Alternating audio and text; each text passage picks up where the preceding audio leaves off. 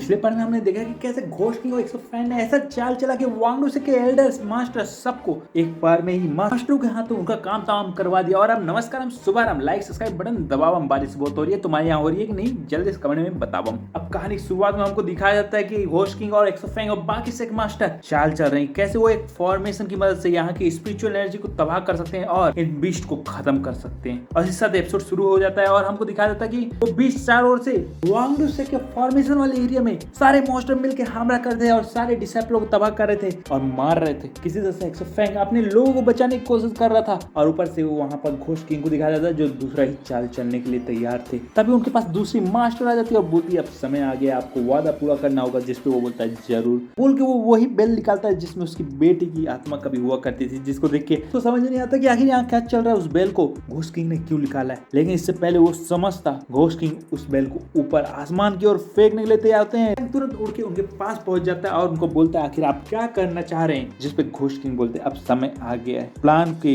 दूसरे चरण में पहुंचने का, और वो रिंग को आसमान की ओर फेंकते हैं। सेक मास्टर जो दूसरी देखते थे वो भी हंसती है और बोलती है ये एक बेल अब मेरी होगी, और वो उसके ऊपर अटैक करती है। लेकिन एक्सोफैन बोलता है नहीं, ये बेल मैं किसी को लेने नहीं दूंगा। और इतना बोल के वो बेल की ओर बढ़ता है, मॉन्स्टर भी उसकी ओर बढ़ते हैं और सब बेल का पीछा करने लगते हैं। एक्सोफैन जैसे ही पकड़ने वाला रहता है, सामने से वो मॉन्स्टर अपने खंजर फेंक के उसको दूर कर देती है और उस बेल का पीछा करने लगती है। लेकिन तभी एक्सोफैन उस पर अटैक कर देता है, मॉन्स्टर भी अटैक करते हैं। अब तीनों की लड़ाइयां होने लगती है, यानी और भी बहुत सारे मॉन्स्टर आने लगते हैं और वो मॉन्स्टर भी पीछे होने लगती है। लेकिन तभी उसकी डिसाइपल आके एक्सोफैन के सामने टांग अड़ाने लगती है और उसको बेल लेने से रोकने लगती है और उन दोनों की फाइट जबरदस्त होने लगती है। वो अपनी पावर यूज करके एक दूसरे पर अटैक कर रहे थे और बेल का पीछा कर रहे थे और इस मौके का फायदा उठा के मास्टर भी बेल की ओर बढ़ती है। लेकिन ये क्या, उनमें से कोई भी बेल ले नहीं पा रहा था। मॉन्स्टर उस बेल को खाने की कोशिश करते हैं, लेकिन एक्सोफैन पहुंच के वहां पे उन सबको खत्म कर देता है और तेजी से उस बेल को फिर से पकड़ने की कोशिश करता है। लेकिन इस बार फिर से डिसाइपल अटैक करती है, मास्टर भी उसका साथ देती है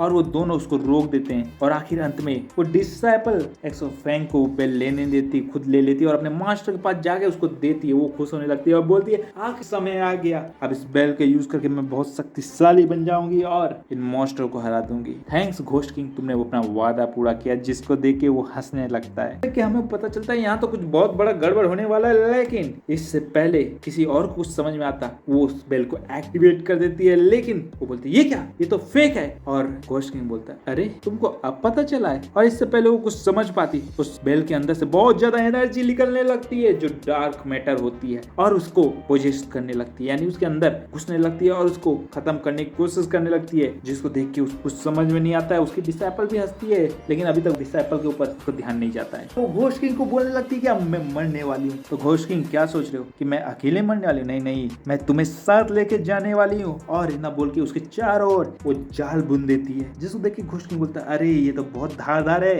मेरी उंगलियां काट। लेकिन तुम्हारी बदकिस्मती है कि तुम मुझे आज नहीं मार सकती हो, क्योंकि तुम्हारी मौत तुम्हारे पीछे खड़ी हुई है। वो कुछ समझ नहीं पाते, इससे पहले उसकी डिसाइपल उसके पीठ में खंजर खोद देती है। जिसको देख के वो मास्टर चौंक जाती है और बोलती है मगर क्यों? जिसपे वो बोलती है 20 साल इस पल का मैंने इंतजार किया, फिर ये पल आ गया। और तभी हमको एक फ्लैशबैक दिखाया जाता है जहाँ पे डिसाइपल को उसके दोस्तों के साथ सेक्ट में लाया जाता है और उनको लड़ने के लिए मजबूर कराया जाता है। उसके दोस्त और बहन सबको आपस में लड़वाया जाता है और उसको बचाने के लिए उसकी बहन खुद अपने ऊपर खंजर ले लेती है, जिसका बदला वो लेने का उस समय कसम ली रहती है और आज फाइनली वो पूरा कर ले। जिसको देख के मास्टर कहते हुए हाँ मैंने क्यों नहीं सोचा, आपको 20 साल पहले जो मैंने किया था उसका फल तो मुझको आज मिलना ही था। और इसीलिए मैं बोलता हूँ अगर तुम लोग देख रहे हो और अभी तक लाइक सब्सक्राइब नहीं किए हो तो एक दिन तुम्हें भी इसका फल मिलना है।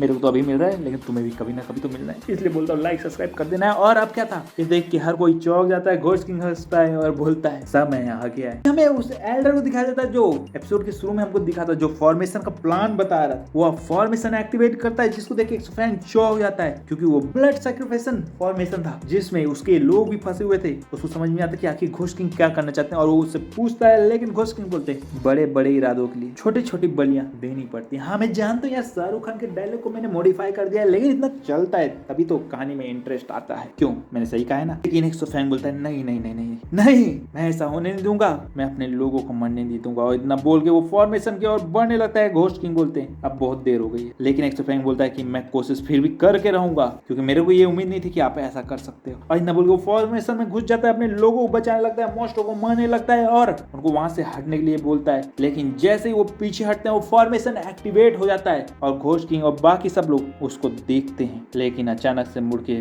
वहां से जाने लगते हैं और बोलते हैं कभी कभी हम जो सोचते वो नहीं होता और जो हम नहीं चाहते वो करना पड़ता है। और इतना बोल के वो वहां से चले जाते हैं। लेकिन एक्सो फैंग बोलता है नहीं, मैं अपने लोगों को बचा के रहूंगा किसी भी हालत में, चाहे मुझे खुद भी मरना क्यों ना पड़े। और इतने में ये एपिसोड खत्म होता है। मैं अगले एपिसोड में मिलता हूँ। लाइक सब्सक्राइब घंटी बजाओ। और हाँ, अगले एपिसोड में मिलूंगा तो लेट्स गो। और मैंने पहले बताया ना घर में काम चल रहा है तो इसलिए वीडियो लेट आ रहा है, और तो दिन भर बारिश हो रहा था तो लाइट भी नहीं थी, तो फिर क्या कर सकता था, इसलिए लेट आया, तो माफ कर दो।